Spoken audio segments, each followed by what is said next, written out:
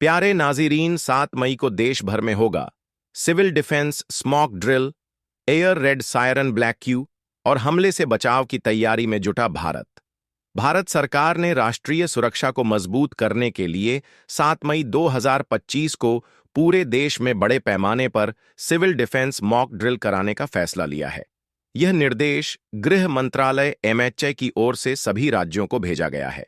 यह कवायद ऐसे वक्त में हो रही है जब पहलगाम आतंकी हमले के बाद भारत पाकिस्तान के बीच तनाव और अधिक बढ़ गया है।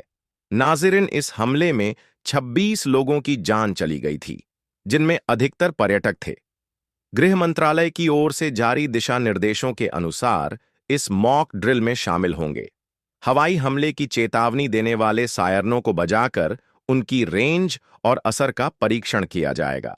रात में बिजली बंद कर ब्लैकआउट स्थितियां बनाई जाएंगी ताकि दुश्मन को निशाना साधना मुश्किल हो। रणनीतिक ढांचे और प्लांट्स को छिपाने के तरीके आजमाए जाएंगे ताकि वे हवाई हमलों से बचाए जा सके।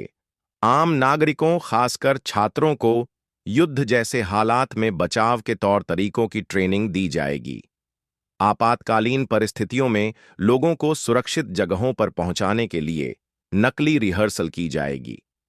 यह देश भर में पहला ऐसा व्यापक सिविल डिफेंस मॉक ड्रिल है जो 1771 के बाद किया जा रहा है। सरकार का कहना है कि यह अभ्यास पूरी तरह एहतियातन है और इसका उद्देश्य केवल नागरिकों की तैयारियों को पुख्ता करना है।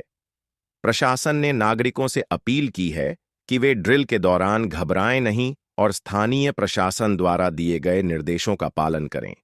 सोशल मीडिया और स्थानीय माध्यमों से लोगों को समय रहते जानकारी दी जाएगी। 7 मई को होने वाला यह मॉक ड्रिल भारत की रणनीतिक और नागरिक सुरक्षा व्यवस्था को नई मजबूती देगा।